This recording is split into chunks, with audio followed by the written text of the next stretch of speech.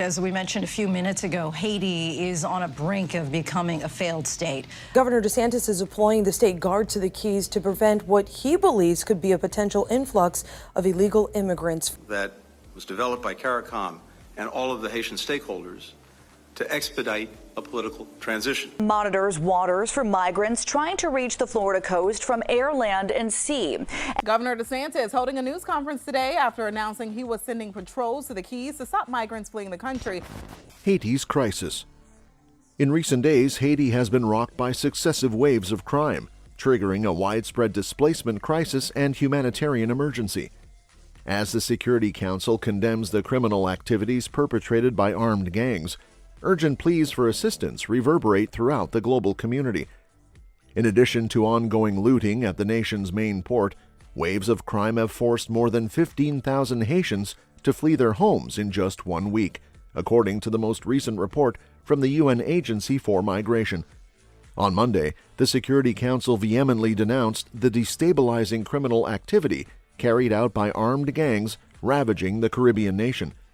In a statement released after a closed-door briefing last week by the Secretary General's special representative and head of the UN Integrated Office in Haiti, Council members urged the armed gangs to immediately cease their destabilizing actions and reiterated the call for the perpetrators of these abhorrent acts to be brought to justice. In the statement, a 15-member council reiterated its strong condemnation of the increasing crime, criminal activities, mass displacement of civilians, and human rights misuses that undermine the peace, stability, and security of Haiti and the region. That includes kidnappings, physical and gender-based crime, unlawful slaughters, and the recruitment of children by armed groups and criminal networks, Council members said. Amidst this turmoil, the illicit proliferation of arms and ammunition exacerbates the crisis, fueling further crime and insecurity. The Security Council has urgently called upon member states to enforce existing arms embargoes to stem the flow of weapons and restore order. A response to the current crisis in Haiti, the Caribbean country is in the midst of a political meltdown and surrounds after armed gangs carried out 2 serious jailbreaks. Every single month, where there's been an increase for over a year now of Haitian migrants who are coming over because of the violence and chaos. Florida's governor deploying more patrols to the state's southern coast and plans to install new leadership in Haiti. Good evening. The U.S. Coast Guard says they have not seen a mass migration from Haiti yet. The humanitarian response faces formidable obstacles, compounded by attacks on hospitals and healthcare facilities by armed groups. The collapse of the healthcare system and the absence of mental health services exacerbate the crisis, leaving vulnerable individuals without essential care and support. Hospitals, overrun by armed assailants, struggle to provide medical treatment, including for newborns, amidst the chaos. Despite these challenges, humanitarian agencies persevere in delivering aid to affected communities, providing vital necessities such as food, water, shelter, and medical assistance. However, there is an urgent need for greater access and support to reach all those in need and alleviate the escalating humanitarian catastrophe. UN spokesperson Stéphane Dujarric stated that while UN agencies were endeavoring to reach those in need, safe access and support for hospitals facing supply shortages and treating patients with gunshot wounds in the Port-au-Prince area were necessary. He emphasized the critical need to support the Haitian people with one voice in rapidly finding a Haitian-led solution to the current crisis. Additionally, Mr. Dujarric conveyed the Security General's call on governments and stakeholders to agree on immediate steps to halt the ongoing deterioration of the situation in Haiti and advance the political process leading to elections. Mr. Dujarric also mentioned that UN Chief Antonio Guterres called for more support for the Humanitarian Response Fund, which was currently only 2.6% funded at $674 million. He stressed that this amount was insufficient. Furthermore, the UN chief urged member states to deploy and adequately fund the Security Council-mandated multinational support mission necessary for addressing the grave security needs of Haitians. Additionally, Mr. Dujarric highlighted the amplified calls last week for the swift deployment of the Security Council-mandated multinational support force. He noted that to date, nations such as Benin, Kenya, and others had pledged personnel for the non-UN support force.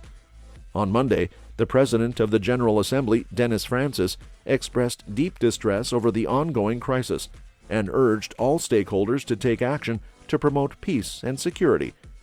He emphasized the importance of not forgetting the lives of innocent Haitians amidst the unfolding crime, as conveyed in a social media post. The international community must rally behind Haiti, offering both immediate relief and sustainable solutions to address the underlying causes of crime and instability. The timely deployment and adequate funding of the Security Council-mandated multinational support mission are imperative to addressing the security concerns of Haitians and restoring peace and stability to the nation. As the crisis deepens, the lives of innocent Haitians hang in the balance, underscoring the pressing need for concerted action and solidarity from all stakeholders. The global community must not turn a blind eye to Haiti's plight, but instead stand united in solidarity to usher in lasting peace and security for the country and its people. Florida braces for surge. Given Florida's harsh attitude on the matter and the impasse in Congress over border policy, the crisis in Haiti may spark a wave of migration to the state that would need action from officials. Though Haiti has seldom been a top foreign policy concern, Florida legislators are already bracing for an inflow of Haitian migrants and warning that U.S. security might be threatened if the country does not do more to aid Haiti. The island nation has been largely taken over by violent gangs, and the populace of Haiti is facing homelessness and diminishing food supplies. Ariel Henry, the Prime Minister of Haiti, has resigned due to the disarray and will legally stand down as soon as a temporary leader is selected. Due to the unrest in the Caribbean nation, Haitians have been compelled to escape by sea throughout the years, frequently arriving at the Keys, a hazardous 700-mile journey. More than 276,000 Floridians, including Democratic State Representative Dodie Joseph of North Miami, were born in Haiti. Her cousins were forced to leave Port-au-Prince during the most recent wave of crime, and she has others whose loved ones were abducted and later freed. Every Haitian in the diaspora is impacted by the unrest in their homeland. We all want to assist, but the way to a solution is not quite obvious, so it weighs heavily on our emotions and makes us feel useless, Joseph added. Democrat from North Miami right here with us live to get into why. Good morning, State Rep Joseph. I mean, my question is really, what are we trying to accomplish? Are we, when I say we, specifically the governor, and I want to give people the benefit of the doubt and just assume that it's because of ignorance of immigration laws. We're obfuscating actual justice under both U.S. laws and our treaty obligations internationally. DeSantis declared a state of emergency and activated the state National Guard after 130 Haitians and 500 Cubans arrived in South Florida. Tens of thousands of Haitians at the time also tried to cross into the U.S. at the Texas border. DeSantis has made it clear through his policies that Florida won't welcome mass migration. He successfully sued the Biden administration over border policies, deployed National Guard troops to the Texas-Mexico border, and relocated migrants from Texas to blue states. He also signed one of the harshest measures into law, making it harder for people to work in Florida if they live here illegally. Joseph criticized both Florida and national Republicans for allegedly demonizing migrants and making them scapegoats. According to her, a humane and legally appropriate approach would involve processing people's claims rather than simply attempting to repatriate them. She stated that individuals do not willingly leave their home countries to go to unwelcoming places, but rather because of severe problems at home. Joseph also attributed much of Haiti's instability to intervention and unsuccessful policies by different countries, including the U.S. Governor DeSantis is deploying the state guard to the Keys to prevent what he believes could be a potential influx of illegal immigrants. And Governor Ron DeSantis is taking action to make sure Florida is prepared for a possible mass migration. Are bracing for a possible surge of Haitian refugees packing into boats and arriving on our shores. As to when to expect the troops, the Prime Minister himself should be on his way back. Haitian migrants navigate turbulent seas. The plight of Haitian migrants, like Viviane Petit-Frere, who embarked on arduous journeys through Brazil, Panama, and Mexico, underscores the dire situation gripping Haiti and the challenges faced by its diaspora. The escalating gang crime and turmoil in Haiti have left many feeling stranded, unable to return home to aid their terrified families due to closed airports and perilous sea crossings.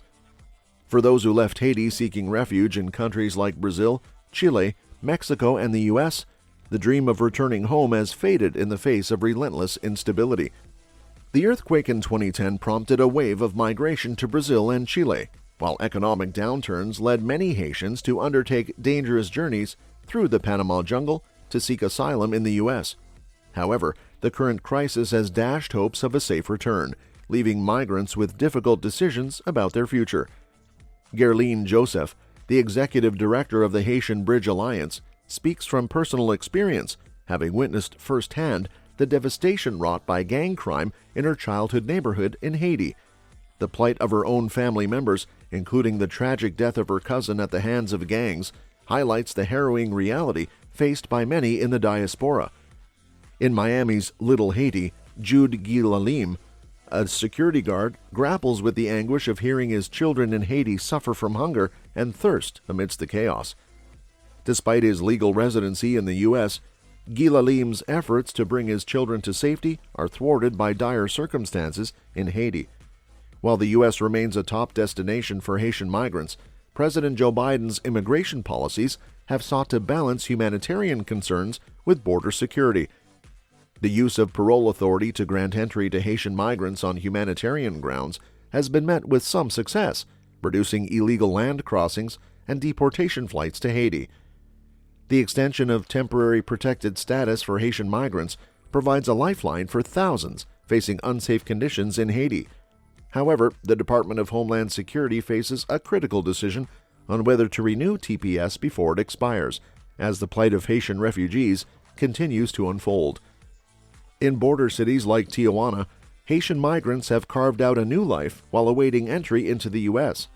Despite facing challenges, many have found a sense of community and stability in Mexico, where their children are born citizens.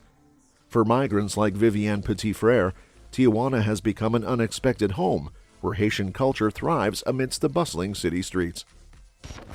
Descent into anarchy. The Caribbean nation of Haiti is in the grip of a rapidly escalating crisis, marked by escalating crime, political turmoil, and a humanitarian catastrophe. Over the weekend, the situation reached new heights as heavily armed gangs launched brazen attacks on key government institutions in the capital, Port-au-Prince. The National Palace was targeted, and parts of the Interior Ministry were set ablaze with petrol bombs, further plunging the nation into chaos. Prime Minister Ariel Henry's attempts to return to Haiti from the U.S. were thwarted, leaving him stranded in Puerto Rico. Meanwhile, the deteriorating security situation prompted the evacuation of foreign diplomats, including those from the European Union, highlighting the gravity of the crisis. However, while diplomats and non-essential personnel were airlifted to safety, millions of Haitians remain trapped in a nation besieged by crime and lawlessness. Against this backdrop, the plight of ordinary Haitians is dire. Hospitals are overwhelmed, with reports of medical staff fleeing and patients left untreated, underscoring the collapse of essential services. The streets of Port-au-Prince are controlled by armed gangs, with police forces struggling to maintain order amidst widespread looting and attacks on law enforcement facilities. The situation has left many Haitians feeling helpless and vulnerable, unable to secure basic necessities or ensure their safety. Amidst the turmoil, individuals are forced to navigate perilous circumstances, with the specter of crime looming over their daily lives. Yet, despite the pervasive sense of fear and uncertainty, many continue to persevere, driven by the necessity to provide for their families and loved ones. The crisis in Haiti is not an isolated event, but has far-reaching implications for the wider region and beyond. By any other than legal means, now there is a growing call for that to stop. That was developed by CARICOM and all of the Haitian stakeholders to expedite a political transition. If I was there, I would do so because the situation is so bad. The ambush coming just days after gang members freed thousands of jailed in the country's two biggest prisons. The recent mass escape of thousands of inmates from a prison in Port-au-Prince has only added to the chaos. further emboldening criminal elements and exacerbating the security situation. With the prison now virtually abandoned and former inmates rejoining their gangs, the prospects for stability seem increasingly remote. In the face of such overwhelming challenges, Haiti finds itself at a critical juncture, with the fate of millions hanging in the balance. As the nation grapples with the specter of state failure and humanitarian catastrophe, the urgent need for international assistance and concerted action has never been clearer. The road ahead will be fraught with obstacles, but the resilience and determination of the Haitian people offer a glimmer of hope amidst the darkness. However, without decisive intervention and sustained support from the international community, Haiti risks descending further into turmoil, with devastating consequences for its people and the wider region. Martha's Vineyard migrant case. A federal judge in Boston has ruled that lawyers representing migrants flown to Martha's Vineyard by Florida Governor Ron DeSantis nearly 2 years ago can sue the charter flight company responsible for their transportation.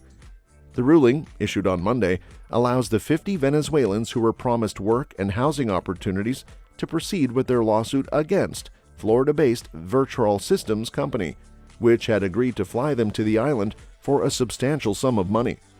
The lawsuit also names DeSantis himself, although the court clarified that it does not have jurisdiction over him in this particular case. Nonetheless, the court found that there was sufficient evidence to suggest that Virtual and the other defendants specifically targeted the plaintiffs because they were Latinx immigrants. In response to the ruling, Virtual Systems Company has not yet provided comment, despite an email seeking their response after the ruling was released in the afternoon. And we're told that the violence has now spread to more affluent areas in the northern part of Port-au-Prince. Monitors waters for migrants trying to reach the Florida coast from air, land, and sea. There's no evidence of it. Right now, people cannot leave their house. There's no public transportation. Clear of Haiti airspace, the others kind of clapped and said, yeah, we're safe. My wife and I were kind of hit with a... He's deploying more than 250 state officers and soldiers to secure the southern coast of Florida. DeSantis, who was also named in the suit, was cleared of liability by the judge's order, which dismissed the state defendants. Julia Friedland, the deputy press secretary for DeSantis, reiterated that the flights were conducted lawfully and authorized by the Florida legislature. Friedland also emphasized the state's commitment to addressing the immigration crisis at the southern border. The court's ruling underscored the distinction between lawful enforcement of immigration laws by ICE agents and what it deemed as the unjustified actions of rounding up vulnerable individuals under false pretenses. The court condemned the defendants for injecting these individuals into a contentious national debate without a legitimate purpose. Yvonne Espinoza Madrigal, the executive director of Lawyers for Civil Rights, hailed the ruling as a significant victory in the Martha's Vineyard case. He emphasized that the ruling sends a clear message that private companies can be held accountable for their role in facilitating the violation of immigrants' rights through fraudulent schemes orchestrated by state actors. Federal judge narrows scope. In a recent legal development, a federal judge in Boston, Judge Allison Burroughs, made a significant ruling in a high-profile lawsuit concerning the transportation of migrants from Texas to Martha's Vineyard in 2022, orchestrated by Florida Governor Ron DeSantis. The ruling narrowed the focus of the lawsuit, dismissing DeSantis and other officials as defendants, while allowing the suit to proceed against Virtual Systems, the airplane charter company responsible for the flights. The decision marked both a victory and a setback for the involved parties. While DeSantis and his associates were removed from the lawsuit, allowing them to avoid legal ramifications for now, the migrants and their advocates celebrated the opportunity to pursue legal action against Virtual Systems, signaling potential accountability for private companies involved in similar operations. Ivan Espinoza Madrigal, the executive director of Lawyers for Civil Rights, representing the migrants, expressed satisfaction with the ruling, emphasizing its significance in holding private entities accountable for collaborating with state actors in actions violating migrants' rights. He suggested that the decision serves as a warning to other companies considering similar partnerships with state governments. The flights in question were part of a political maneuver orchestrated by the DeSantis administration to draw attention to the immigration crisis at the southern border. However, the migrants involved were misled about job and housing opportunities upon arrival, leading to a legal battle over allegations of fraud and civil rights violations. While the court's ruling acknowledged the egregious nature of the scheme and expressed condemnation for the treatment of vulnerable individuals, it cited jurisdictional limitations in dismissing DeSantis and other officials from the lawsuit. Judge Burroughs emphasized that Massachusetts courts lacked authority over out-of-state officials unless their actions directly involved the state. Retired federal judge Nancy Gertner concurred with Burroughs' ruling, characterizing it as a technical decision based on legal jurisdiction. She explained that Massachusetts courts couldn't compel the governor of another state to appear unless his actions occurred within Massachusetts, highlighting the legal complexities of cross-border litigation. Burroughs' decision maintained that the lawsuit adequately implicated Vertil Systems' involvement on behalf of the state of Florida, but lacked sufficient evidence linking individual defendants to specific actions within Massachusetts. However, Espinoza Madrigal reiterated his intention to amend the lawsuit to address these deficiencies and potentially reinstate DeSantis and others as defendants. The outcome of these amendments remains uncertain, with Gertner suggesting that additional factual information could influence the court's decisions. The ongoing legal proceedings aim to hold all parties accountable for their roles in the controversial migrant flights and seek a definitive ruling on the legality of the actions taken. The lawsuit alleges discrimination against the migrants based on ethnicity and country of origin, violation of civil rights, and infliction of emotional distress, among other charges. While Vertil Systems has yet to respond publicly to the allegations, the court's decision acknowledges the plausibility of discrimination based on the targeted group's ethnicity. Implications and perspectives. Florida Governor Ron DeSantis recently secured a legislative victory with the passage of CSSB 1718, a bill aimed at bolstering penalties and restrictions to address illegal immigration in the state. This comprehensive legislation garnered attention for its stringent measures and potential impact on various stakeholders, prompting both support and criticism from different quarters. The legislation encompasses a wide array of provisions targeting undocumented immigrants in Florida. From employment requirements to ID restrictions, the bill reflects Governor DeSantis' firm stance on immigration enforcement. While some aspects of the bill were revised during the legislative process, it still represents a significant shift in Florida's approach to addressing perceived challenges associated with illegal immigration. One of the key provisions of the bill pertains to employment requirements. It mandates businesses with 25 or more employees to utilize the federal E-Verify system for hiring, expanding on previous requirements set by the state. Additionally, the legislation imposes penalties on employers failing to verify their employees' status, including the suspension of licenses, thereby aiming to deter the employment of undocumented workers. Another significant aspect of the legislation relates to IDs and driver's licenses. Local governments are prohibited from funding organizations issuing identification cards for undocumented immigrants, while driver's licenses issued to non-citizens in other states will be deemed invalid in Florida. However, concerns have been raised regarding potential confusion and law enforcement profiling resulting from these measures. Furthermore, the bill introduces transportation restrictions, prohibiting the transportation of undocumented immigrants into Florida and imposing felony charges on individuals involved in such activities. This provision aims to deter human smuggling and unauthorized entry into the state, aligning with the broader goal of immigration enforcement outlined in the legislation. The legislation's impact extends to various stakeholders, including undocumented workers, employers, healthcare professionals, and local governments. Undocumented workers and their employers face harsh penalties for non-compliance with employment verification requirements, while hospitals must navigate inquiries about patients' immigration status while ensuring confidentiality and non-discrimination in healthcare provision. Criticism of the bill has centered on concerns about potential confusion, discrimination, and adverse effects on immigration communities. Representative Dodie Joseph questioned the necessity of state intervention in federal immigration enforcement and highlighted the lack of clarity in certain aspects of the legislation. Additionally, advocacy groups and legal experts continue to challenge specific provisions, seeking clarification and amendments to address potential issues and ensure fair treatment of all individuals, regardless of immigration status. That's all for this video, folks. See you next time.